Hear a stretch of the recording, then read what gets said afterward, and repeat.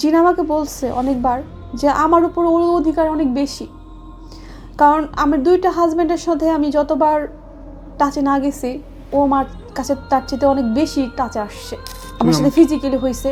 তো এর জন্য নাকি আমার প্রতি ওর অধিকার সবচেয়ে বেশি।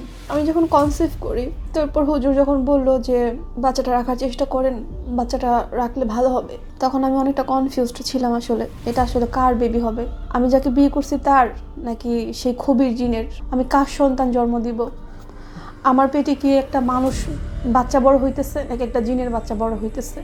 আপনি আমাকে অফেয়ারে বলছিলেন যে আপনার জামাই কিডন্যাপ হয়। হ্যাঁ, এটা 2018 সালে। কেউ কোনো খোঁজ জানে না এখন পর্যন্ত? না। এটা নিয়ে কি জিনের কোনো কাণ্ড আসছে? ওরা বলে কিছুটা ওই রকম, আমি দেখতেছি আমার হাজবেন্ডের সাথে সে ফিজিক্যালি করতেছে, কেউ আমি নিজে দেখতেছি। আরেকটা মেয়ে আপনার হাজবেন্ডের সাথে? হ্যাঁ, একটা মহিলা, আর আমার সাথে জোরাজুরি করে আরেকটা পুরুষ।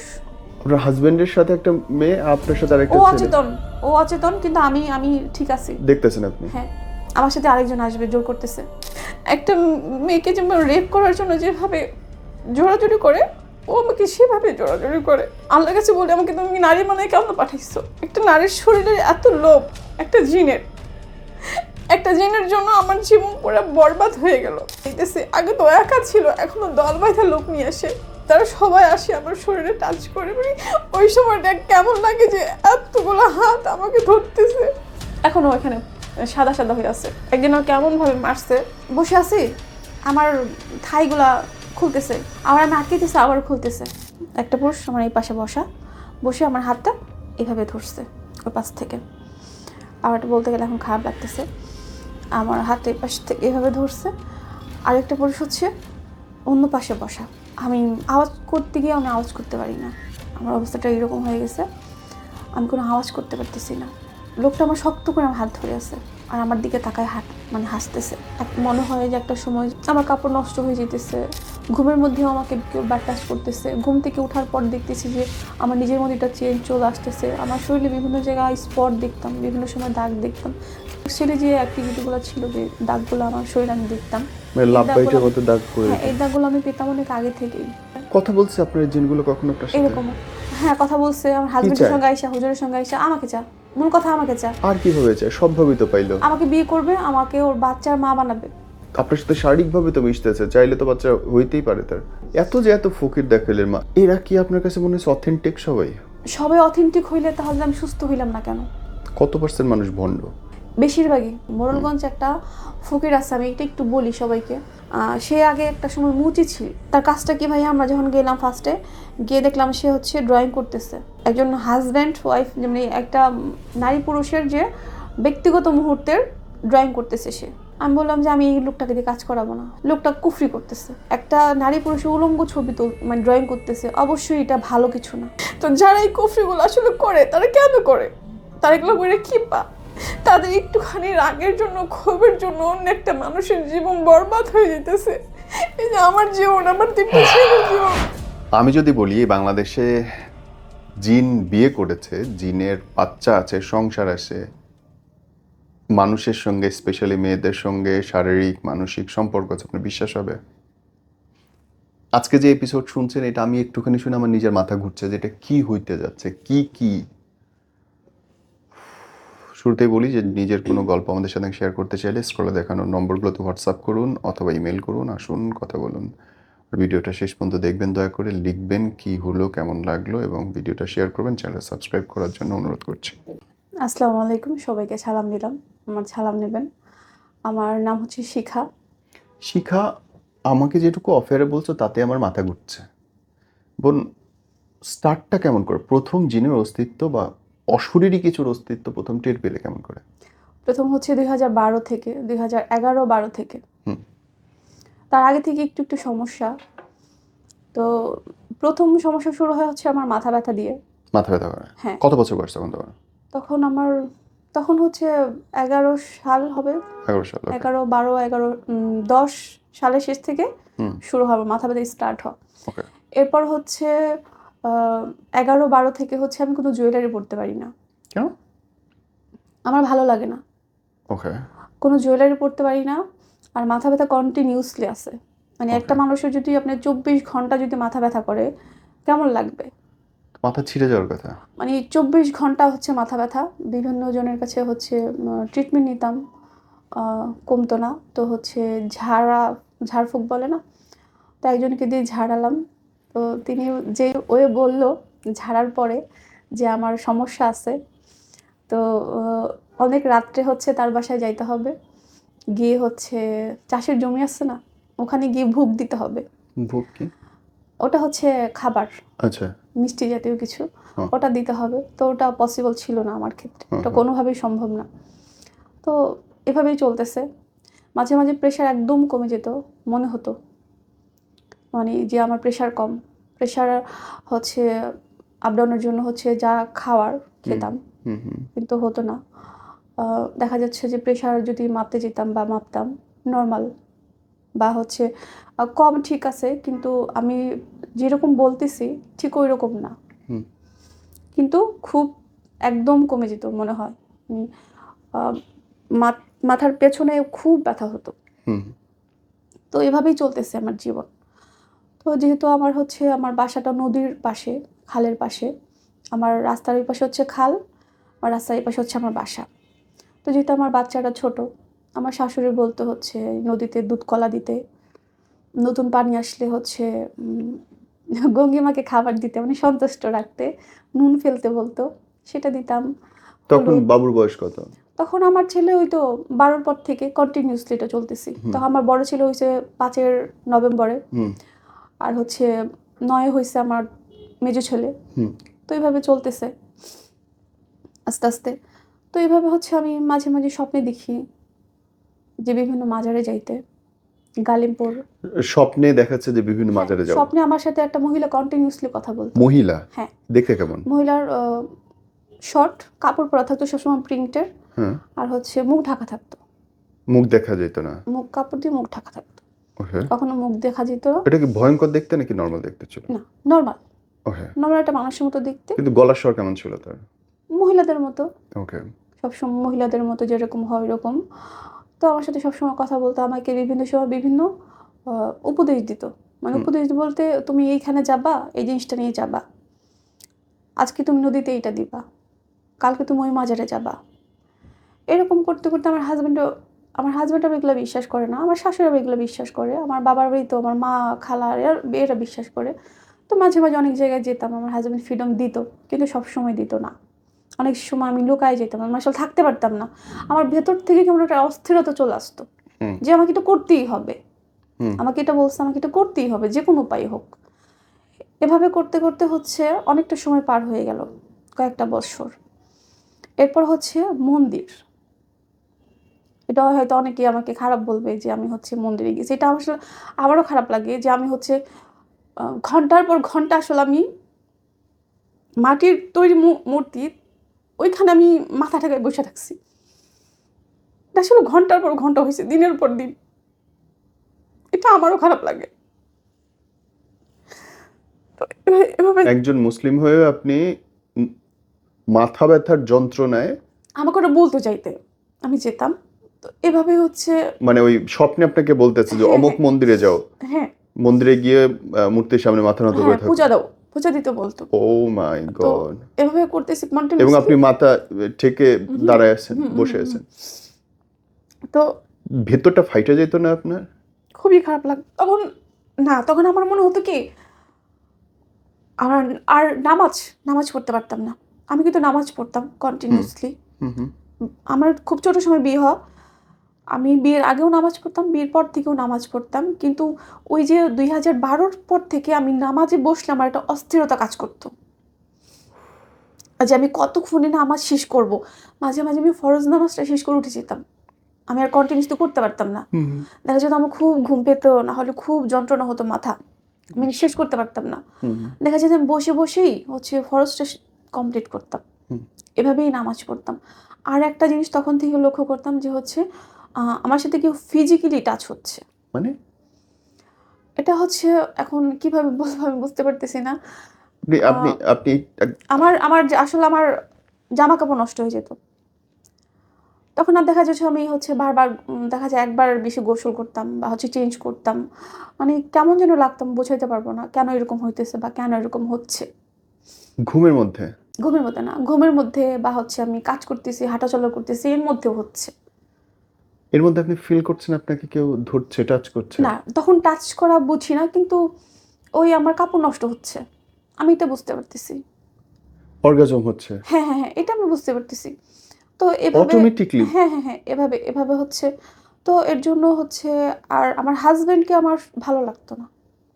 আর আমি যেটা তখন আমি পরিপূর্ণ একটা মেয়ে। আমার হ্যাঁ। পরিপূর্ণ একটা বয়স।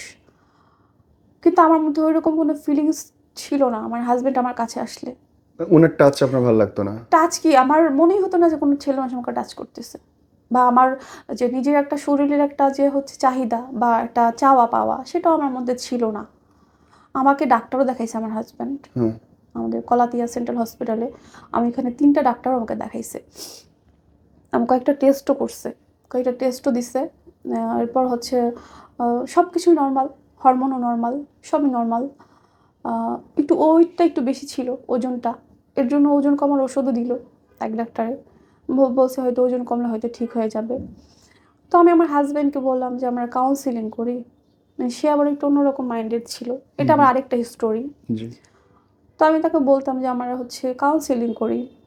যেহেতু সমস্যা হচ্ছে। তোমার বা আমার যারই হোক হচ্ছে। কাউন্সেলিং করলে হয়তো আমরা সমাধানটা সমস্যাটা আসতে। কোথায় বুঝতে পারবো। জি। হয়তো তোমারও কোনো বিহেভিয়ারের সমস্যা নাকি আমার বুঝতে পারবো। আপনার জামাই এবং আপনি ২ জন মিলে কাউন্সেলিং করার চেষ্টা করলেন। কিন্তু আপনার জামাই সেটাতে রাজি হয় নাই। মেন্টালি আপনাকে কোনো হেল্প সে করে নাই। সেটার জন্য শহরে আসতে হবে গ্রাম থেকে। বলল এটা দরকার নেই। ডাক্তার দেখাইছে এখানে, দেখো এখানে ঠিক হয়ে যাবে। তুমি নিজে একটু চেষ্টা করো। আমাকে এটা বলতো। কিন্তু নিজে থেকে তো এই বিষয়গুলো আসলে এটা তো মাইন্ডের ব্যাপার। জোরের ব্যাপার না। আমি চাইলাম আমি নিজের মধ্যে একটা অনুভূতি নিয়ে আসলাম। হুম, হুম। এটা কোনোভাবেই সম্ভব না। আপনি আমাকে অফ এয়ারে বলছিলেন যে আপনার জামাই কিডন্যাপ হয়। হ্যাঁ, এটা ২০১৮ সালে। আর একটা আশ্চর্য ব্যাপার হচ্ছে আমার হাসব্যান্ড কিডন্যাপ হওয়ার আগে ঠিক সে একটু মানে একটু উন্মাদের মতো হয়ে গেছিল। কিরকম? মানে অনেক বেশি রাগারাগি করতো। সে এমনিতেও রাগ করে, হুম। কিন্তু সে আরো বেশি রাগারাগি করতো। মোট কথা আমাকে যেন দেখতেই পারতো না বা আমাকে তার সহ্যই হতো না। এমন একটা পর্যায়ে চলে গেছিল। আর আমারও তার এগুলা ভালো লাগতো না। সে এমন কেন করে? এভাবেই চলতেছিল। ২০১৮ শেষের দিকে সে হচ্ছে হঠাৎ একদিন কিডন্যাপ হয়। সেটা আরেকটা স্টোরি। কিডন্যাপ হলো কি আপনাকে মানে আপনারা জানেন যে ও কে নিয়ে গেল নাকি এমনি নাই হয়ে গেল? না, এমনি হচ্ছে সে তার দোকানে গেছে প্রতিষ্ঠানে। হ্যাঁ। ওখান থেকে হচ্ছে আর কোনো খোঁজ নাই। পরের দিন আমাদের থেকে অল্প কিছু টাকা নেয় বিকাশে। ফোন করে? হ্যাঁ, কথা বলে? হ্যাঁ। কি বলল? বলল আপনার হাসব্যান্ড আমার কাছে আছে। হ্যাঁ। আমাদের ডিমান্ড হচ্ছে ৫০,০০০ টাকা। সেটা আপনি কি আপনার হাসব্যান্ডের সঙ্গে তখন কথা না, বলেছিলেন? তার ফোন থেকে। তার ফোন থেকে? হ্যাঁ। তো এইভাবে দিলাম ৫০,০০০ টাকা। তো এরপর আর ৪৫,০০০ টাকা দেওয়া হইছে। এরপর আর কোনো খোঁজ হয় নাই। এখনো পুলিশে মামলা রিপোর্ট করেছেন? এখন মামলা চলতেছে, পিবিআইতে আছে। কেউ কোনো খোঁজ জানে না এখন পর্যন্ত? না, ওই যে গেল তারপর থেকে কোনো আশা আসে নাই? না। এইটা নিয়ে কি জিনের কোনো কাণ্ড আসছে? এখন ওরা বলে কিছুটা ঐরকম। কারা এখন বলে? ঠিক আমি জানি না। যারা হচ্ছে আমি বলি আস্তে, আস্তে। জি। তো যখন আমার হাসব্যান্ড এরকম কিডন্যাপ হয়ে গেল, এরপর অনেকেই তো অনেক ফকিরের কাছে থানা পুলিশ তো করতেছি। জি। তো অনেক ফকিরের কাছে যাইতেছি, হুজুরের কাছে যাই, যে যেখানে বলে যাই। যাওয়ার পরে হচ্ছে বলতে হয় তো আমার নাম, মায়ের নাম, আমার হাসব্যান্ডের নাম, তার মায়ের নাম, নালিশ-দিল এগুলা বলতে হয়। তো তারা আমাকে অনেক জায়গায় সাজেস্ট করলো যে, "তোমার হাসব্যান্ডকে খোঁজা বন্ধ করে নিজের ট্রিটমেন্ট করো। তোমার অবস্থা খুব খারাপ।" তো আমি তো জানি আমার অবস্থা, আমার একটু সমস্যা আছে। তো এটা তেমন একটা গুরুত্ব দেই নাই। আর তখন তো ওই মেন্টালিটি ওইরকম ছিল না যে নিজেকে নিয়ে ভাববো। তো যেখানে যাই অনেক জায়গা আমার কথা বলে যে, "তোমার নিজের ট্রিটমেন্ট করো আগে। তারপরে হচ্ছে তোমার হাসব্যান্ডকে খোঁজো। কারণ তোমার ২ টা বাচ্চা আছে। যে নাই সে তো নাই। হুম, তুমি তো আছো। তো নিজে থাকার চেষ্টা করো। হুম। ঠিক থাকার।" তো অনেক জায়গা থেকে ট্রিটমেন্ট নিতামও। এভাবে চলতেছে। তো হঠাৎ একদিন হচ্ছে আমি ঘুমায় আছি। আম রাত্রিবেলা অনেক রাত্রেই আমি আর সঙ্গে আমার ছেলেটা শুয়ে আছে। তো হঠাৎ করেই 3জন লোক স্বপ্নে দেখি। একটা লোক খুবই কালো, একদম জঘন্য রকমের কালো, আর আরেকটা পুরুষ আর একটা মহিলা। যেই মহিলাটার সাথে আমি কথা বলতাম, আমার সাথে কন্টিনিউ কথা বলতো, সেই মহিলাটা আমার সামনে এভাবে দাঁড়ায় আছে। আর পুরুষটা আমার হচ্ছে, একটা পুরুষ আমার এই পাশে বসে আমার হাতটা এভাবে ধরছে হুম ওর পাশ থেকে। আর এটা বলতে গেলে এখন খারাপ লাগতেছে, আমার হাতে এই পাশ থেকে এভাবে ধরছে। আরেকটা পুরুষ হচ্ছে অন্য পাশে বসা। হুম তো আমার ডান পাশে যে পুরুষটা বসা, সে আমাকে বলতেছে, ও কিন্তু তোমাকে দেখে, তোমাকে সবসময় দেখে, তোমাকে ও সবসময় নজরে রাখে। আমি তখন, মানুষ বোবা হলে যেমন হয় না, আমি আসলে তখন কোনো কথা বলতে পারি নাই। মনে হচ্ছে সবটা আমার বাস্তব। আমি আওয়াজ করতে গিয়ে আমি আওয়াজ করতে পারি না, আমার অবস্থাটা এরকম হয়ে গেছে, আমি কোনো আওয়াজ করতে পারতেছি না। তো এরপরে যখন লোকটা আমার শক্ত করে আমার হাত ধরে আছে আর আমার দিকে তাকায় হাসতেছে, মানে সে আমাকে ছাড়বে না এইভাবে, সে আমাকে হাতটা শক্ত করে ধরে আছে। তো এরপর যখন আমার ঘুম ভেঙে গেল, মানে ভয় আতঙ্কে, তারপর থেকে আমার জ্বর, খুব জ্বর। তো এরপরের দিনও ঝাড়াইলাম, অনেক জায়গায় গিয়ে তাবিজ নিলাম। আমার আপা এক জায়গায় আমাকে নিয়ে গেল ঝাড়ানোর জন্য, সেখানে ঝাড়াইলাম। ঝাড়ানোর পর ওইখান থেকে আমি চলে আসলাম। ওই রাত্রে ওই লোকগুলা ঠিক আমার আপাকে গিয়ে আবার ধরছে, আমার আপার গলা চেপে ধরছে। ঘুমের মধ্যে? হ্যাঁ, ঘুমের মধ্যে, মানে সে ঘুমের মধ্যে ধরছে, কিন্তু সে বাস্তবে এটা ফিল করছে, তার যে ব্যথা অনুভব সেটা বাস্তবেও করতে পারছে। এইরকম। আর হচ্ছে আমার হাজবেন্ড তো ভাবে হারাই গেছে।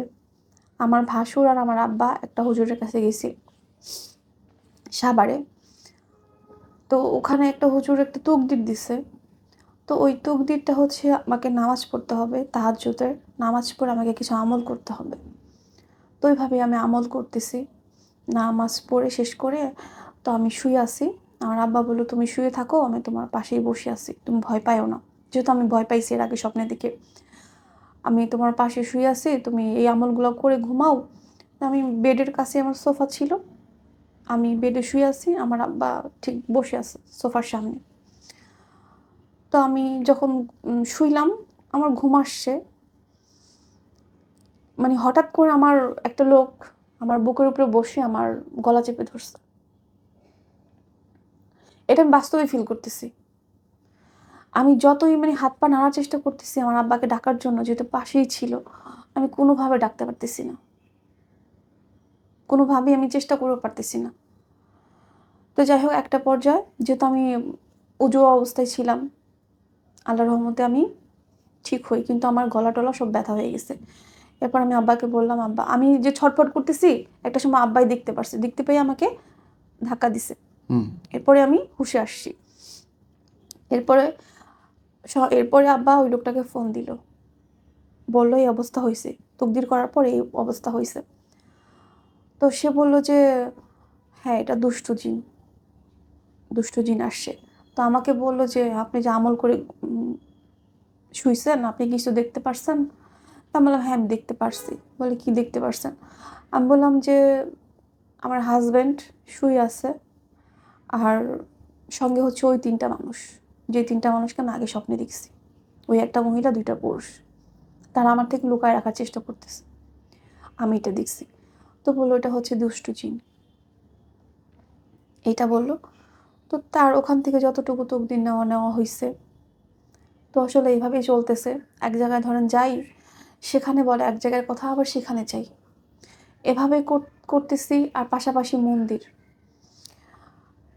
সোমবারে যেতাম হচ্ছে আপনার শিবের মন্দিরে, বৃহস্পতিবারে যেতাম হচ্ছে মনসার মন্দিরে, আর আদার্স যে বারগুলোতে আছে ওগুলো বিভিন্ন অন্য মন্দিরে যেতাম, দুর্গার মন্দিরে, কালীর মন্দিরে। এবং ওরা আমাকে ডিমান্ড করতো যে এই জিনিসটা নিয়ে যেতে হবে, তুমি যদি এই জিনিসটা দাও বা এভাবে করো, পূজা দাও, তাহলে তোমার হাজব্যান্ড ফিরে আসবে, তুমি এই কাজগুলো করো, আমাকে বললো। আমি সেম কাজগুলাই করতাম। আমার মনে আছে আমি একবার মনসার মন্দিরে গিয়ে আমি প্রতি বৃহস্পতিবারে আমি কয়েক মাস গেছি। ওখানকার সবাই আমাকে চেনে। আমি একটানা ৩ ঘন্টা ২ ঘন্টা পর্যন্ত আমি মানে মাথা ঠেকায় আমি বসে থাকতাম। ও মাই গড। আর সামনে দুধ কলা নিয়ে আমি বসে থাকতাম। ওরা বলছে যে তুমি যদি মন থেকে প্রার্থনা করো তোমার হাজবেন্ড চলে আসবে। আমি আল্লাহর সাথে শিরক করছি নিজের সাথে। এটা আমার বলতেও খারাপ লাগে, কিন্তু তখন তো আসলে আমার মাইন্ড ওরকম কাজ করে নাই। আমি তো তখন আমার মধ্যে ছিলাম না। আমি বুঝতে পারিনি যে আসলে কোনটা ভালো কোনটা খারাপ। আমাকে করতেই হইতো। কিছু আমার কাছে তো অন্য কোনো অপশন ছিল না। আর যখন ওরা বলতো এই কাজগুলো করতে হবে, যতক্ষণ আমি না করতাম ততক্ষণ আমার ভালো লাগতো না। আমি অনেক দূরে দূরে চলে যেতাম। আমার বাসা কেরানীগঞ্জের হরজতপুরে। ওখান থেকে আমি সেই পাগলা মন্দিরে যেতাম। ওরা আমাকে লোকেশনগুলো বলে দিত। আমি সেই পাগলা মন্দিরে যেতাম বৃহস্পতিবার দিন, সোমবারে ওখানে শিবের মন্দির, ওইখানে আমি যেতাম। তারপর শাহবাগ যেতাম, ওখানে শিবের মন্দির। মানে সোমবার করে যেতে হবে। বোরখা পরে অ্যালাউ করবে না। আবার বাসা থেকে বোরখা ছাড়াও আসা যাবে না। আমাকে দেখা যেত অন্য কোথাও আমাকে চেঞ্জ করতে হতো। অনেকে মানে বলতো যে এরকম কেন করতেছেন, বোরখা পরে ঢুকলেন আবার বোরখা ছাড়া বের হইতেছেন। আমি বললাম মাসে একটু সমস্যা আছে, বোরখা পরে মন্দির অ্যালাউ করবে না, আমাকে বোরখা খুলে যেতে হবে। অনেক সময় অনেক মন্দির আমাকে ঢুকতে দিত না, কিন্তু তাদের আমাকে জোর করতাম, রিকোয়েস্ট করতাম আমাকে একটু যাইতে দেন। আমি ওভাবে যেতাম। আমি কতদিন কত মাস এভাবে ঘুরছি, কত মন্দিরে মন্দিরে আমি গেছি। ওরা আমাকে বলতো চলে আসবে, আমি যেতাম, এটা তুমি করো। আমি তাই করতাম। আপনার হাজবেন্ড যাতে ফিরে আসে। হ্যাঁ, তখন ওরা আমাকে একটা দুর্বল পয়েন্ট পাইছে আমার, যে এই পয়েন্টটা কাজে লাগানো যাবে। তো আমি সেটাই ওভাবেই করতাম। এভাবে করার পর একটা সময় আমাকে বললো যে আমি যদি আমার রক্ত নদীতে ফেলি তাহলে চলে আসবে। আমাকে এটা বললো। পর আমি আমাদের ওখানে হসপিটাল আছে, সেন্ট্রাল হসপিটাল কলাতিয়া, ওখানে গেলাম। ওখানে আমার সবাই পরিচিত। তো লতা নামের একজন স্টাফ আছে। তো বললাম আপা আমার একটু, আপনি তো জানেন আপনার ভাইয়ের অবস্থা, তো একটা ফকিরে বলছে আমার রক্ত দিতে, আপনি একটু আমার ব্লাড বের করে দেন। তো সে আমাকে 1 সিরিজ ব্লাড বের করে দিল। বললাম আপা এইটুকু কি হবে? বলে এর বেশি সম্ভব না। তো আমি ওইটা নিয়ে নদীতে ফেললাম। ফেলার পর কয়েকদিন পার হয়ে গেল, আসলো না। তো আমার মনে একটা সন্দেহ, হয়তো আরো বেশি দিলে হয়তো চলে আসবে। এরপর আমি কি করব, আমাকে ওই হসপিটাল থেকে তো আমি পারবো না, কারণ এখানে 2টা হসপিটাল, সবাই পরিচিত। আমি যদি চাই কেউ আমাকে দিবে না ব্লাড বের করে, কারণ এইভাবে তো ব্লাড টেনে বের করে দিবে না কেউ 1 ব্যাগ। এরপর আমি রোহিতপুর হসপিটালে গেলাম। ওখানে একজন পরিচিত একজনকে নিয়ে গেলাম, যেহেতু আমি যদি এভাবে বলি হবে না। পরে সে বললো যে আমাদের একজন পেশেন্ট আছে ঢাকা, তো আপনি ব্লাডটা আসলে নিয়ে যেতে হবে, আমি যেতে পারবো না। বললো যে যেতে পারবে না ডোনার, তো আমার এখান থেকে টেনে বের করতে হবে। এরপর ওখান থেকে বের করে নিয়ে দিলাম। মানে ওখানে দেওয়ার পরও অপেক্ষায় ছিলাম হয়তো এবার চলে আসবে, কিন্তু আসলে তারপরও আসে নাই। আর জামাইয়ের জন্যে মানুষ এত কিছু আর করে। আমারও আসলে মন্দিরে যাওয়াটা কমে নাই। তারপর আমি সেই মন্দিরে মন্দিরে ঘুরতেছি। মানে আমার ছেলেরা কি খাইতেছে, ওরা কি করতেছে, আমার সেদিকে কোনো হুঁশ নাই।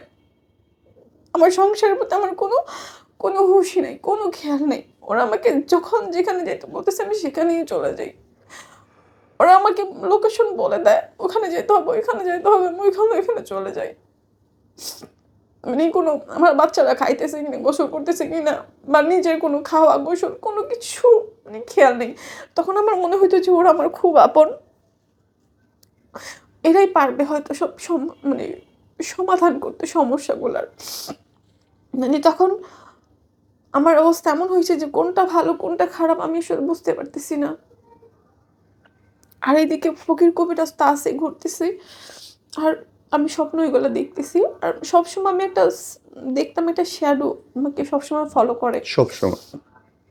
সবসময় বিশেষ করে না, যখন আমি ওয়াশরুমে যেতাম বা আমি কাপড় ধুইতাম, মানে ওয়াশরুমের ওই সাইডটাতেই আমাকে ফলো করতো, ওখানেই ফলো করতো আমাকে, দেখতাম। আর এত এত কবিরাজ দেখাচ্ছেন, হুজুর দেখাচ্ছেন, এদের এদের দিয়ে কোনো কাজ হচ্ছে না? না, এটা তকদির দেয়, টাকা পয়সা নেয়। আমি ফোনে ওই যে মগ বলে না, যে মগ জাতীয় কিছু লোক আছে, হুম। উম, হচ্ছে রাঙামাটি, চট্টগ্রাম, ওইখানে আমি তাদের সাথে ফোনে কন্ট্যাক্ট করে তাদেরকে অনেক টাকা পয়সা দিছি, যে তকদিরের জন্য, হাজব্যান্ডের জন্য। ওইখানে অনেক দিছি, টাকা দিছি, তাতেও কোনো কাজ হয়নি। তো এরপর এভাবে চলতেছে, আমার অবস্থা আস্তে আস্তে খারাপ হচ্ছে, যেহেতু আমি পুরোপুরি ওদের নিয়ন্ত্রণে চলে গেছি। আমার শারীরিক অবস্থা আস্তে আস্তে খুব খারাপ হইতেছে, আর কিছু খাইতে পারি না, বমি আসে, এরকম হচ্ছে। আর একটা সংসারের প্রতি একটা উদাসীনতা চলে আসছে, এভাবে হচ্ছে। এরপর বিভিন্ন হুজুরের কাছে তো আমি যাইতেছি, কবিরাজের কাছে। এখন আমাকে কয়েকজন সাজেস্ট করলো যে একজন আমাকে বললো, তুমি তোমার বাসায় থাইকো না, তোমার বাসাটা চেঞ্জ করো, ইমিডিয়েটলি চেঞ্জ করো। তুমি যদি বাসায় থাকলে তোমার আরো বেশি সমস্যা হবে। আর আরেকজন আমাকে বললো, তুমি বিয়ে করে নাও, হুম। তুমি বিয়ে করো। ফার্স্ট টাইম আমাকে এই কথা বলছে ইসের আর কদমতলির নারকেলবাগে একটা জিন হুজুর আছে, উনি ফার্স্ট টাইম আমাকে বলে বিয়ে করার জন্য। তখন আমি বিষয়টা হেসে উড়াই দিছি।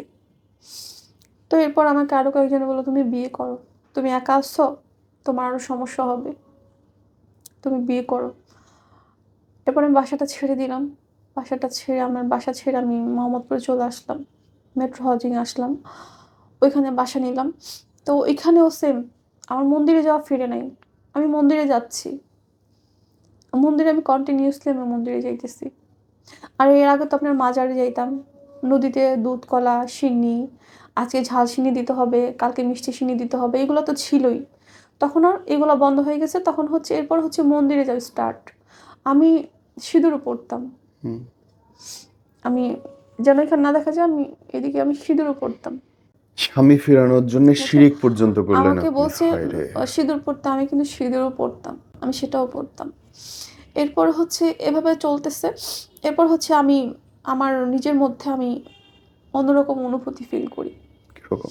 যখন আমি আমার বাসা থেকে চলে আসলাম, তখন আমাকে কেউ টাচ করে বা কেউ আমার কাছে আসে, দেখা যায় যে মনে হয় যে একটা সময় যে আমার আমার কাপড় নষ্ট হয়ে যেতেছে, আমার এরকম ফিল হইতেছে, এরকম ফিল হয় আস্তে আস্তে। বিছানায় শুইলে না হাঁটা চলার সময়? তখন আমি ঘুম আসলে, শুইলে। এর আগে তো আমি হাঁটা চলার মধ্যেও আমার এরকম হইতো। এরপর আমি যখন বিছানায় যাই তখন এরকম হচ্ছে আমার সাথে। শরীরে স্পর্শ অনুভব করছেন? হ্যাঁ, বা আমার চারপাশে সবসময় কেউ একজন থাকে, এই অনুভূতিটা তখন থেকে আমার আস্তে আস্তে বাড়তে শুরু করে। হুম। যখন আমি বাসা থেকে চলে আসি, তখন আমার এগুলো আসলে আস্তে আস্তে বাড়ে অনেক বেশি। অ্যাক্টিভিটিগুলো বোঝা যায় যে কেউ আমার আশেপাশে আছে। আপনি কথা না বললেও আপনি যদি হাঁটাচলা করেন, চুপচাপ বসে থাকলে আমি বুঝবো না। যদি হাঁটাচলা করেন, আমি যদি চোখ বন্ধ করে থাকি, তারপর আমি ফিল করবো যে আমার পাশে কেউ হাঁটতেছে বা কেউ আছে বা অনেকগুলা মানুষ আছে। এই ফিলগুলো তখন আমার বেশি বেশি হচ্ছে। এবং আপনি এই কি মানে শারীরিক যেই স্পর্শের কথা অনুভব করছেন, এটা কি একজন মানুষের নাকি একাধিক জিনের? একাধিক না একজন আমি বুঝতে পারি না, তবে হ্যাঁ, ফিল করতেছি যে আমাকে কেউ টাচ করতেছে। মানে একাধিক মানুষের টাচ পাই না, একজন মানুষেরই টাচ পাই বেশিরভাগ সময়, যে ওকে। কেউ আমাকে টাচ করতেছে, কেউ আমাকে ব্যাড টাচ করতেছে। ঘুমের মধ্যেও আমাকে কেউ ব্যাড টাচ করতেছে। ঘুম থেকে ওঠার পর দেখতেছি যে আমার নিজের মধ্যে একটা চেঞ্জ চলে আসতেছে। আমার শরীরে বিভিন্ন জায়গায় স্পট দেখতাম, বিভিন্ন সময় দাগ দেখতাম। সেক্সুয়ালি যে অ্যাক্টিভিটিগুলো ছিল, যে দাগগুলো আমার শরীরে আমি দেখতাম, মানে এই লাভ দাগগুলো বাইটের মতো দাগ করে হ্যাঁ, দিতেন? এই দাগগুলো আমি পেতাম অনেক আগে থেকেই। তো এই দাগগুলো হতো, অনেক সময় যে ধস্তাধস্তি হয় না, সেই হুম। দাগগুলো হতো। তো এভাবে আস্তে আস্তে আমি বুঝতে পারলাম যে না, এবার আমাকে কিছু করতে হবে, যেহেতু আমার দুটো ছেলে আছে। আমি ঘরে থাকতে পারতাম না, আমার ঘরে একদমই মন টিকতো না। আমি শুধু শুধু রিক্সা নিয়ে ঘুরতাম, শুধু শুধুই আমি মন্দিরে গিয়ে বসে থাকতাম, সারাদিন পার করে ফেলতাম, মানে আমার ভালোই লাগতো না। তো এটা তো জীবন হইতে পারে না, আমাকে তো একটা স্বাভাবিক জীবনে আসতে হবে। যেহেতু বিয়ে করলে ভালো হবে, তাহলে আমি একটা বিয়ে করি। যেহেতু আমি সংসার করব না, আমার সংসারের চিন্তা ভাবনা নাই, যেহেতু আমার 2টা ছেলে আছে, আমার এখানে অপশন নাই, আমার কোনো চয়েস করতে হবে না, আমার একটা বিয়ে করলেই হবে।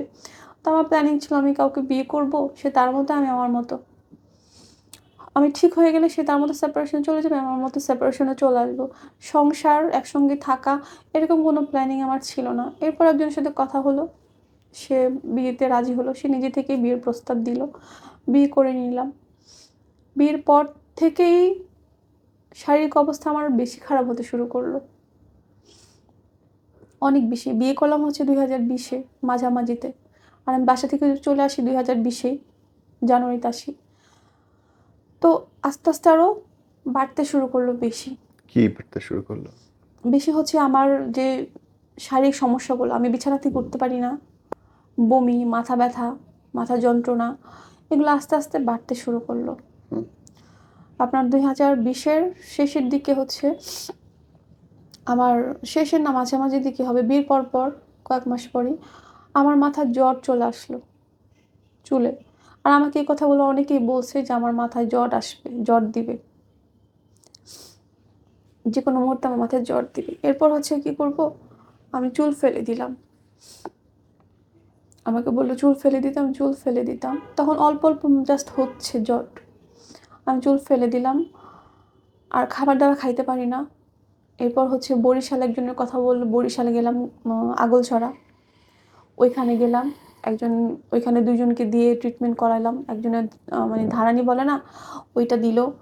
এভাবে যে যেখানে বলে কন্টিনিউসলি কিন্তু আসেই।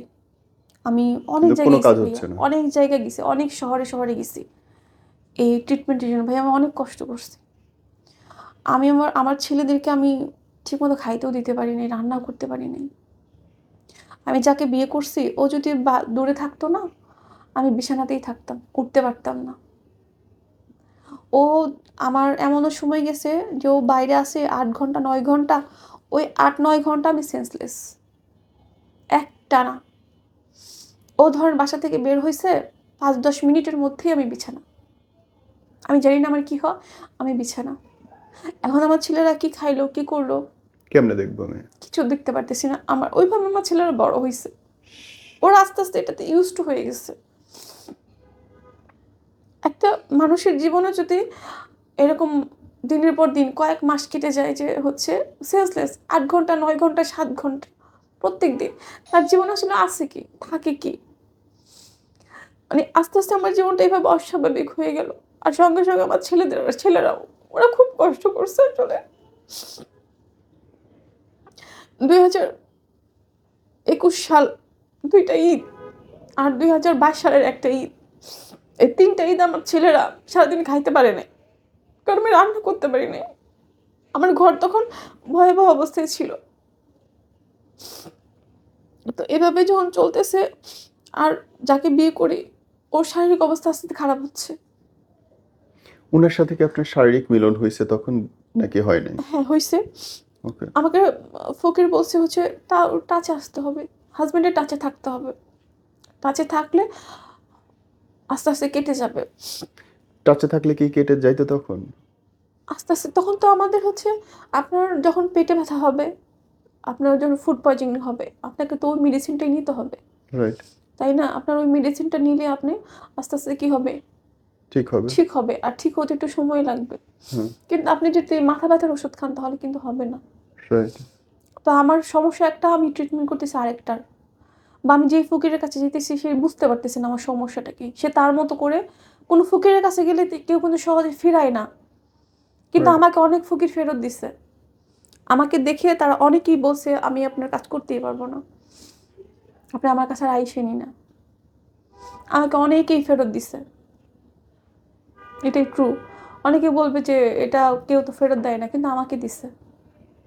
এবং তারা বলে দিচ্ছে যে আমার কাজগুলো করা তাদের দ্বারা সম্ভব না, তারা পারবেই না, চেষ্টা করলে তাদের ক্ষতি হবে, তো এইরকমও বলছে।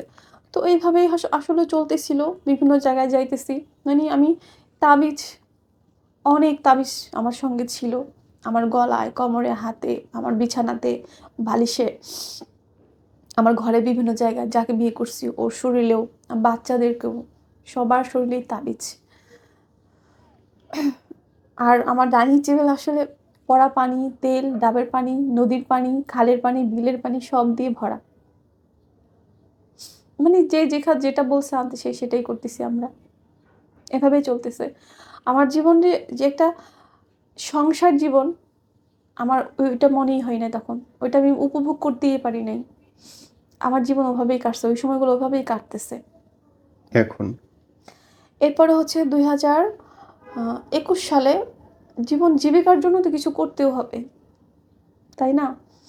তো একটা জবে হয়েছি, অ্যাপয়েন্টমেন্ট নিছি। তো হচ্ছে আমরা ওইখানে জবের পারপাসে হচ্ছে আমরা শ্রীমঙ্গল যাই।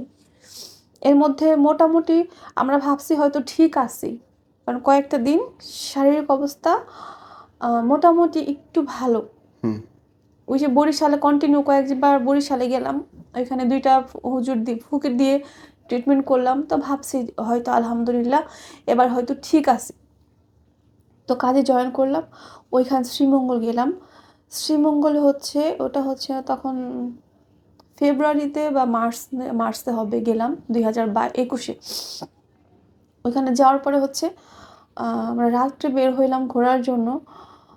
গ্র্যান্ড সুলতানের সামনে তখন 2টা দোকান ছিল, একটা চায়ের দোকান আর একটা হচ্ছে বেতের হাতের কাজ করে ওইটার দোকান, হাতের কাজের যে জিনিসগুলা। তো আমরা ওইখানে কিছুক্ষণ বসলাম, চা খেলাম। তো ওটা খাওয়ার পর হচ্ছে আরেকটা বিষয় হচ্ছে আমরা খুব রাতে ঘুরতাম, যেহেতু আমি সারাদিন অসুস্থ থাকতাম, রাত্রে আমি একটু সুস্থ হইতাম।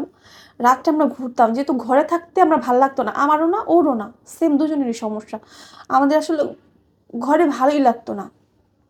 আর বেশিরভাগই সময় যতটুকু খাবার খেতাম, 3 বেলা তো খাবার তখন আমাদের কাছে এটা অতীত যে 3 বেলা মানুষ খাবার একবেলা খুব বেশি হইলো 2 বেলা আমরা খাবার খাই। সত্যি কথা, এটাই সত্যি ভাইয়া, যে আমরা একবেলা খাবার খেয়ে বেঁচে আসি, হয় সেটা রাতে। আমাদের 3 বেলা খাবার সেটা হচ্ছে অতীত, যে আমরা অতীতে কখনো 3 বেলা আমরা কন্টিনিউ নিয়ম করে খাইছি। এটা আমাদের অতীত ছিল যে আমার ছেলেদের 3 বেলা খাবার দিচ্ছি। তো এভাবে চলতেছিল। আমরা খুব রাতে ঘুরতাম, মানে কোনো ভয় থাকতো না। মানে অদ্ভুত অদ্ভুত জায়গায় গিয়ে ঘুরতাম, যেখানে জঙ্গল, গাছপালা, গ্রাম, ওইখানে গিয়ে ঘুরতাম। তো ওইখানেও সেম, গ্র্যান্ড সুলতানের পর থেকে তো জঙ্গল।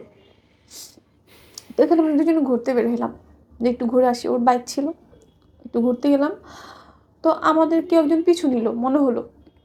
তো আমরা হচ্ছে লাওয়াসটা যে ফরেস্ট গার্ড আছে না, ওইখানে আমরা গেলাম, যে টিকিট কাউন্টারটা, ওইখানে গেলাম, কিছুক্ষণ বসলাম। এরপর যে পেছনে যে আমাদের একটা বাইক ছিল আমাদের ফলো করতেছিল, ওইটা চলে গেল, পাস করলো। তো ওইখানে আমরা কিছুক্ষণ বসলাম। বসার পরে দেখেন আমাদের মধ্যে কোনো ভয় ছিল না।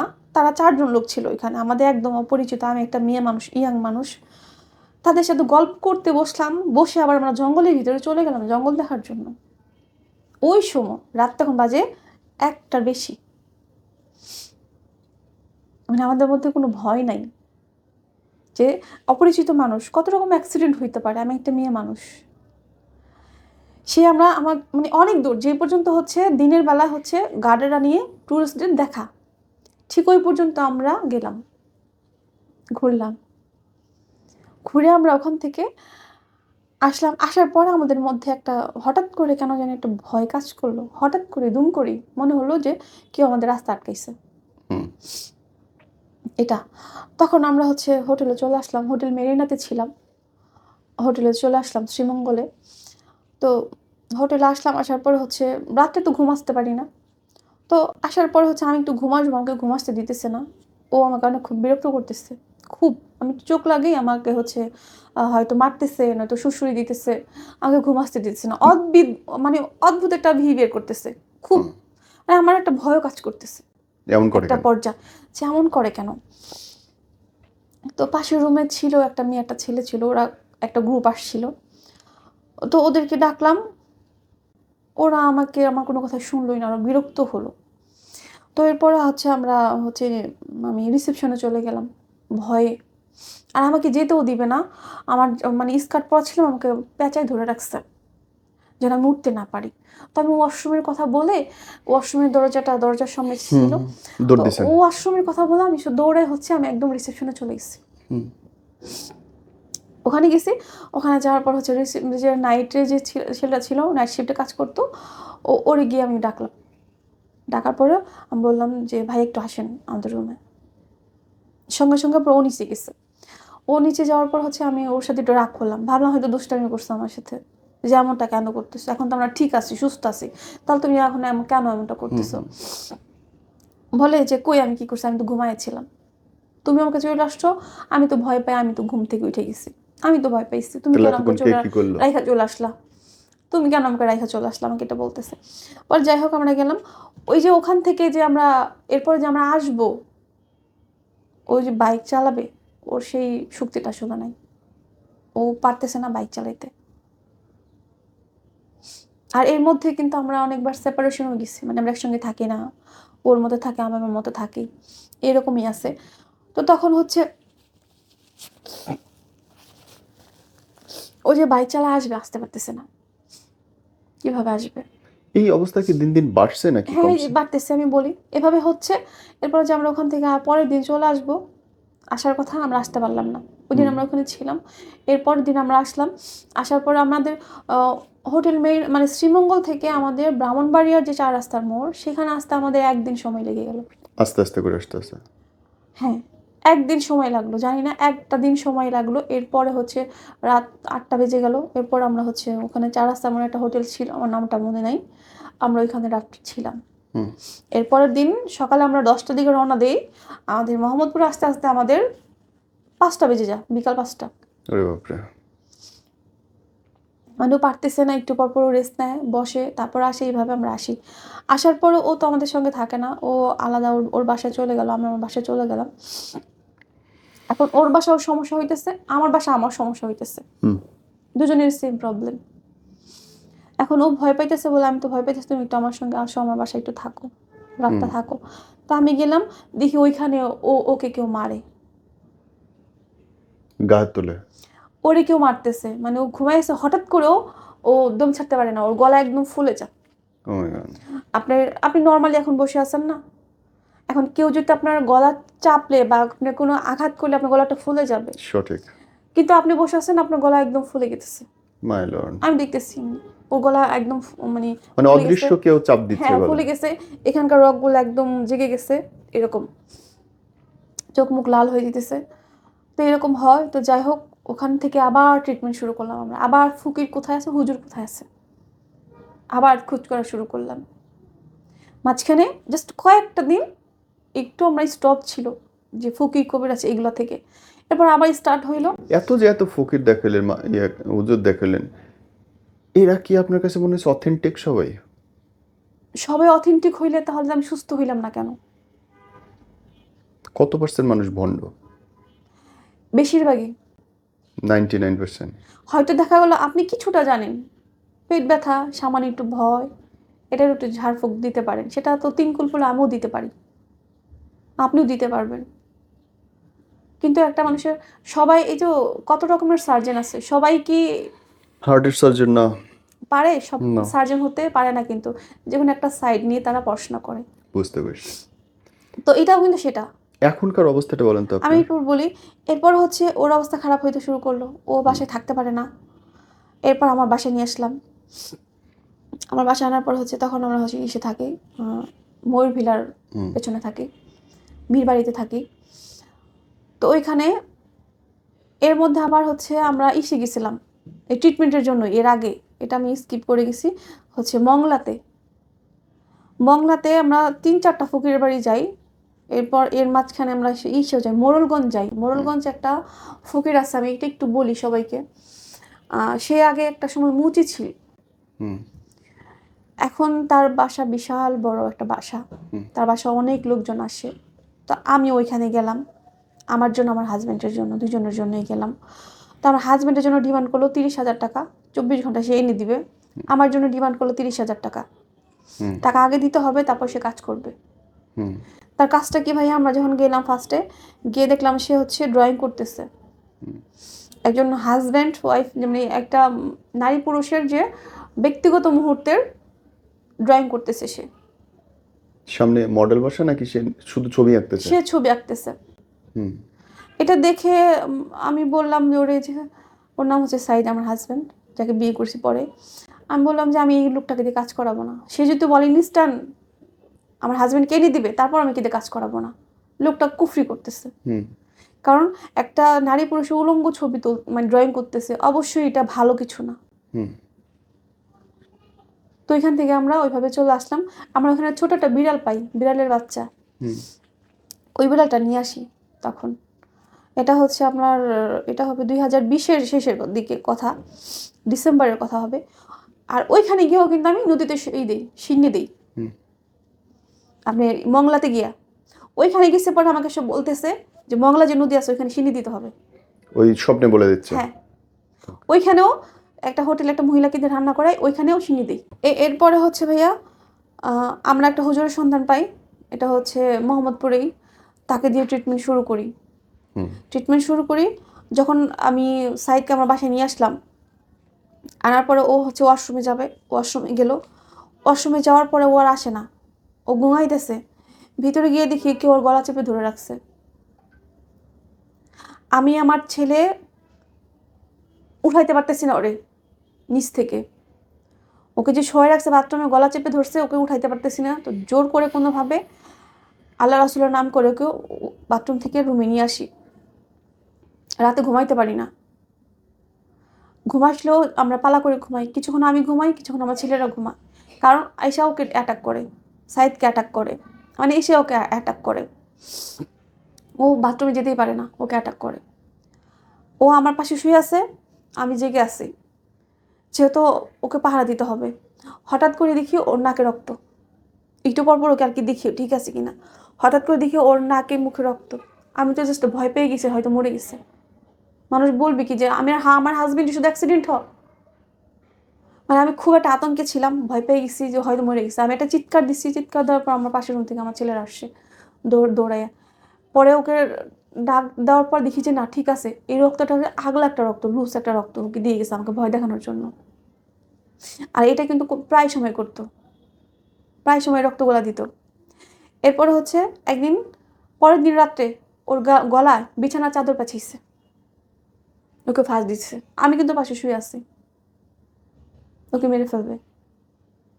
কারণ ও আমার কাছে আসে, ওর জন্য আমার কাছে আসতে পারতেছে না, ওদের সমস্যা হচ্ছে। তো এরকম চলতেছে। ঘরে প্রায় সময় রক্ত দেখি, ওর শরীরের রক্ত, ঘরে জায়গায় জায়গায় রক্ত এরকম থাকে। এভাবে চলতেছে। চলার পর আমরা যে হুজুর একটা পাইলাম, তাকে দিয়ে ট্রিটমেন্ট করতেছি। সে মোটামুটি বুঝতে পারলো। সে আমাকে বললো যে আপনি 5 জনের নাম দেবেন, 10 জনের নাম দেবেন। তো 10 জনের নাম থেকে আমি একজনের নাম দিলাম। আমি 10টা নাম যখন বলতে শুরু করলাম, 5 জনের সময় বললো যে আর বলতে হবে না, এই 5 জনের মধ্যেই পাইছি। তো সে মূলত কি করতে চাইছে, তার উদ্দেশ্যটা কি, মানে আমার সমস্যাটা কি, তখন সে বুঝতে পারলো। বললো যে আপনাকে হচ্ছে কুফরি করা হয়েছে, সেটা অনেক বছর আগে, সেটা আপনার ছোট ছেলে হওয়ারও আগে আপনাকে এই কুফরিটা করা হয়েছে। আর কুফরিটা করা হয়েছে মূলত যেন আপনার হাজব্যান্ডের মধ্যে ডিভোর্স হয়ে যায়, সেটার জন্য। যখন ডিভোর্স হয় নাই, তখন আরেকটা করছে যেন আপনি নিচে ঘর থেকে পাগল হয়ে বের হয়ে যান, আপনার গর্ভে যেন জিনের সন্তান হয়। বা আপনার সাথে একাধিক পুরুষ, যেমন রাস্তায় পাগল হয় না, অনেক পাগল থাকে না, অনেক পাগলের বাচ্চা হয় না, খোঁজে না, মানে এই সন্তানের পিতাকে। আমরা দেখি অনেক সময় নিউজে যে এই সন্তানের পিতাকে, কোনো পিতার খোঁজ নাই, খবর নাই। তো আমাকেও ওই পর্যায়ে নিতে চাইছে। আমাকে এটার জন্য আসলে এই কাজটা করা হয়েছে। টার্গেটটাই ছিল, মূল টার্গেট এটা ছিল। আস্তে আস্তে এভাবে হয়ে যাবে আমি বুঝতেও পারবো না। তো এই উদ্দেশ্যটা তাদের এটা ছিল। তো এইভাবে সে ওইভাবেই ট্রিটমেন্টটা শুরু করে। আর হুজুর বলে দেয় যে আপনার হাজব্যান্ডকে আপনার সঙ্গে রাখতে হবে সব সময়, আর আপনাদের ফিজিক্যালি টাচে থাকতে হবে প্রতিদিন, প্রতিদিন আসতে হবে। কিন্তু ওই সময় তো ওরা বাধা দিত। যখন আমার হাজব্যান্ড আমার কাছে আসতো, আমাকে মারতো। স্টিল না ভাই, আমাকে চট দিতেছে, আমাকে ওর কাছে যাইতে দিবে না। এখনো? এখন না, তখন। আর ও যদি আমার কাছে আরও কেউ মারতো, আমাকেও মারতো, দুজনকেই মারতো, ভয়ঙ্করভাবে মারতো। দাগ হয়ে যেত সেগুলো? হ্যাঁ, দাগ হয়ে যেত। এইভাবে মারতো, মানে আসতে দিবে না। আর আমি দেখতেছি আমার হাজবেন্ডের সাথে সে ফিজিক্যালি করতেছে কেউ, আমি নিজে দেখতেছি। আরেকটা মেয়ে আপনার হাজবেন্ডের সাথে? হ্যাঁ, একটা মহিলা, ওই মহিলাটা না অন্য মহিলা? অন্য একজন, সেটা রূপ ভয়ঙ্কর। সে এসে ফিজিক্যাল করতেছে আমার সামনে, না আমার কাছে আসতে দেবে না। আর আমার সাথে জোরাজুরি করে আরেকটা পুরুষ। একই সাথে দুজনের? হ্যাঁ, আপনার হাজবেন্ডের সাথে একটা মেয়ে, আপনার সাথে ও আরেকটা ছেলে? অচেতন, ও অচেতন, কিন্তু আমি ঠিক আছি। দেখতেছেন আপনি? হ্যাঁ, আমার সাথে আরেকজন আসবে, জোর করতেছে। আমি তাদের মারতেছি, তাদের সাথে আমি ফাইট করতেছি। তো এই মুহূর্তগুলো আমি পার করছি। Oh my God. তো এইভাবে চলতেছে। আর বসে আছি, আমার থাইগুলা খুলতেছে, আবার আমি আটকেতেছি, আবার খুলতেছে। ফ্যান বন্ধ করে দিতেছে, লাইট অফ করতেছে, ওয়াইফাই বন্ধ করে দিতেছে। কথা বলছে আপনার এই জিনগুলো কখনো আপনার সাথে? এরকমও, হ্যাঁ, কথা বলছে। আমার হাজবেন্ডের চায়? সঙ্গে আইসা, হুজুরের সঙ্গে আইসা আমাকে চা, মূল কথা আমাকে চা, আর কিভাবে চায়? সবভাবেই তো পাইলো। আমাকে বিয়ে করবে, আমাকে ওর বাচ্চার মা বানাবে। আপনার সাথে শারীরিকভাবে তো মিশতেছে, চাইলে তো বাচ্চা হইতেই পারে তার। এখন তো আমি বিয়ে করে ফেলছি, এখন তো আসতে পারে, সমস্যা ওর। এখন আমি বিয়ে করে ফেলছি, এখন আসতে পারতেছে না। আর এর মাঝে আমার বিড়ালটাকে মারলো। বিড়াল মেরে ফেলছে? হ্যাঁ, ফার্স্টে একটাকে মারছে, ওই যে শ্রীমঙ্গল থেকে যে নিয়ে আসলাম, ফার্স্টে একটাকে মারছে, মানে আরেকটা বিড়াল আনছিলাম ওর জন্য। ওর নাম রাখছিলাম চিট্টি। একদিন হঠাৎ করে সকালবেলা ওর লাশ ও পড়ে আছে। এভাবে করে করে আমাদের 3টা বিড়াল মারছে। এই মুহূর্তের অবস্থা কি বলেন তো? এরপরে তো এইভাবে চলতেছিল। এখন হুজুর ডে বাই ডে হচ্ছে ওদের ডিমান্ড বাড়ে। ওদের আজকে গরুর গোশত খাওয়াইতে হবে, একটা খাসি দিতে বলছে, খাসি দিছি। এরপর বলছে আমার নামটা চেঞ্জ করতে, আকিকা দিয়ে আরেকটা নাম রাখতে। ওরা বলছে ওরা ইচ্ছা করে আসে না, ওদেরকে জোর করে পাঠাইছে, ওরা বাধ্য হয়ে গেলা করতে। আর আমার সাথে যে আসে ফিজিক্যালি রিলেশন, দুজন ফিজিক্যালি রিলেশন করতো। একজন বলছে তুই যদি ভালো হস, কুফরি যদি কেটেও যায় চালানি, আমি তোকে ছাড়বো না। তুই যতদিন থাকবি আর আমি যতদিন থাকবো, আমি তোর সঙ্গেই থাকবো, তোকে আমি কোনোদিনও ছাড়বো না। এখনো আছে ওরা আপনার সাথে? এখনো। তো আমার যখন হাজব্যান্ড ওভাবে আমার সঙ্গে ছিল, ট্রিটমেন্ট ওরা বলে দেয়। আসলে হুজুর বলে আমার কাছে কোনো আপনাদের ট্রিটমেন্ট নাই, আপনার ট্রিটমেন্ট সব আপনার কাছে। ওরাও বলে তোর ট্রিটমেন্ট সব তোর কাছে। আমি আমার হাজব্যান্ডকে কাছে রাখবো, আমি ভালো হবো, আস্তে আস্তে ডে বাই ডে আমি ভালো হবো, চালানিটা কাটবে। এরপর ওরা বললো যে বাচ্চা হলে চালানিটা একেবারে কেটে যাবে, একেবারে সুস্থ হয়ে যাব। আরেকটা বিষয় হতো, আমি ঘরে কোনো টাকা রাখতে পারতাম না। টাকা নিয়ে যেত, খাবার নিয়ে যেত, বাজারও নিয়ে যেত। বাজারটা হয়ে আমি রাখতে পারতাম না। এখন আমি বাজার করে আনলাম, রান্না করব, নাই। আমি রান্না করছি, সেই খাবারটাও নাই। মাই গড। সেই খাবারটাও নিয়ে গেছে। আমার জামা কাপড় নিয়ে যেত, আমার গ্যাস সিলিন্ডারও নিয়ে গেছিল। ও দিয়ে কি করবে ওরা? আমাকে আমাকে হয়রানি করবে, মূল হচ্ছে আমাকে হয়রানি করা। 3টা ঈদ ভাইয়া, 3টা ঈদে আমার ছেলেদেরকে আমি রাতে 2টা বাজে খাবার দিছি। ভাবেন, যেখানে আমার ছেলেরা, আমার সকাল মানে ঈদের আগের দিন থেকে আমার রান্নার কাজ চলতো, আমি রান্না করতাম ঈদের আগের দিন থেকে। সেখানে আমার ছেলেরা সারাদিন অনাহারে কাটছে, রাতে 2টা বাজে আমি আমার ছেলেদেরকে খাবার দিছি। এভাবে 3টা ঈদ কাটছে। আমি পারিনি খাবার দিতে, আমি বিছানা থেকে উঠতেই পারিনি, আমি খাবার কিভাবে দিব। উফ। এভাবে করে আমার দিন কাটছে, সময় কাটছে।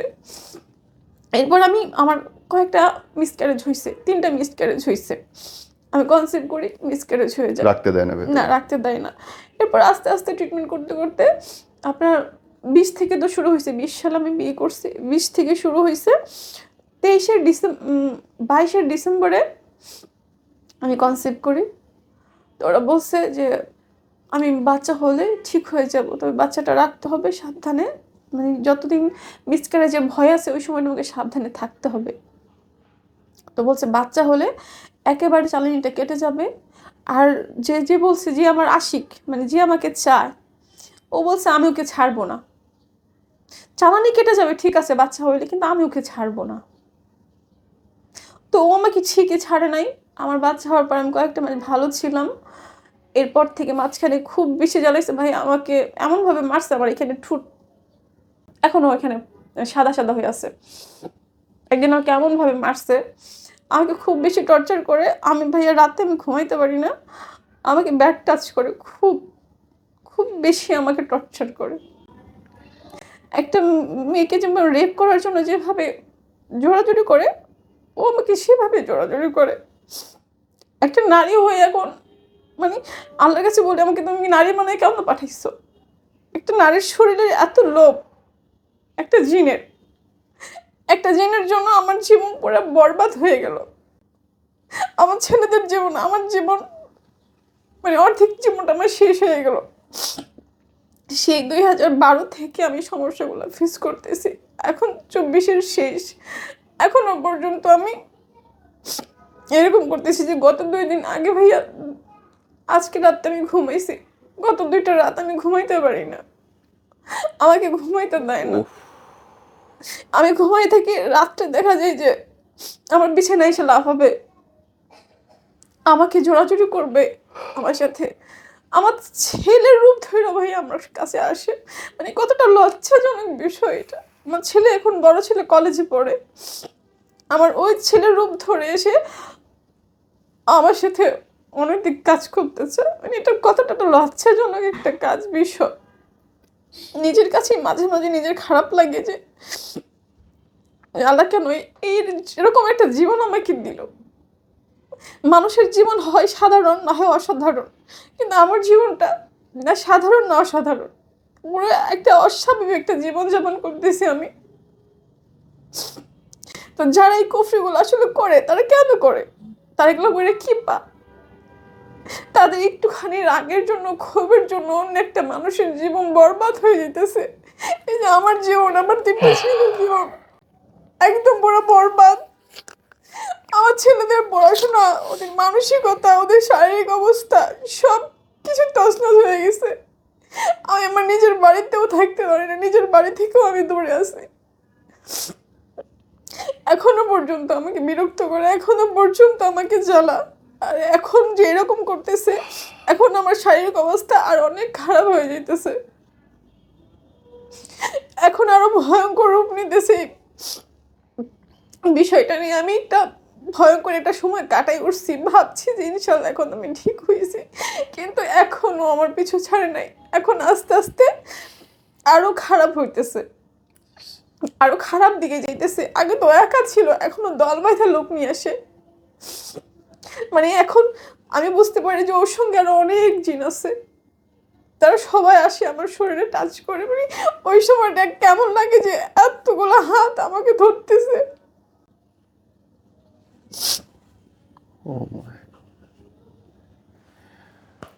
হাত জোর করে অনুরোধ করতে চাই, দেখেন আমার ব্যক্তিগত বিশ্বাসের জায়গা ভিন্ন, আমি মনে করি এগুলো হয় না, করা যায় না, কিন্তু যারা বিশ্বাস করেন, যারা ভুক্তভোগী, যারা কুফরি করতে চান করেন, অনুরোধ করছি কইরেন না। একটা মানুষের কান্না শুনতেছেন,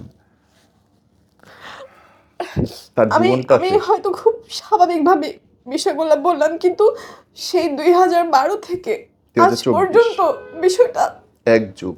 সহজ ছিল না। আর মাঝখানে এই 20 থেকে সবচেয়ে কঠিন সময় ছিল আমার 21 থেকে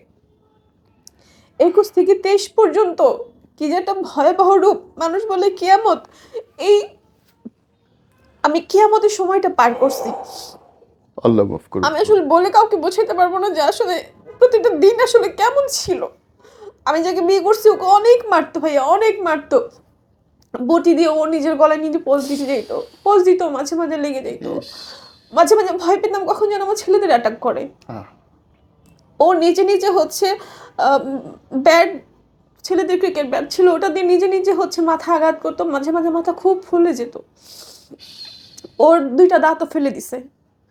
আপনার ভালো একটা দাঁত, সুস্থ ভালো দাঁত, সেই 2টা দাঁত ও পরপর 2 দিন ফেলে দিছে। মানে কিরকম একটা ভয়ঙ্কর কাজগুলা করছে আমাদের সাথে। আমি না নিতে পারতেছি না, আমি আমি আমি আমি অ্যাবনর্মাল হয়ে যাচ্ছি, অনেক কিছু স্কিপ করে গেছি, অনেক কিছু বলা হয় নাই, এতটা বলা আসলে সম্ভব না, আমি অ্যাবনর্মাল হয়ে যাচ্ছি, আমি আর নিতে চাই না। এতটা বলা আসলে সম্ভব না যে সময়গুলো আসলে আমরা পার করছি। আমি যখন কনসিভ করি, তারপর হুজুর যখন বললো যে বাচ্চাটা রাখার চেষ্টা করেন, বাচ্চাটা রাখলে ভালো হবে, তখন আমি অনেকটা কনফিউজড ছিলাম আসলে এটা আসলে কার বেবি হবে, আমি যাকে বিয়ে করছি তার, নাকি সেই খবির জিনের, আমি কার সন্তান জন্ম দিব, আমার পেটে কি একটা মানুষ বাচ্চা বড় হইতেছে নাকি একটা জিনের বাচ্চা বড় হইতেছে। আমি এইটা নিয়ে খুব দ্বিধাদ্বন্দ্বের মধ্যে ছিলাম, মেন্টালি আমি অনেক ডিপ্রেশনে ছিলাম।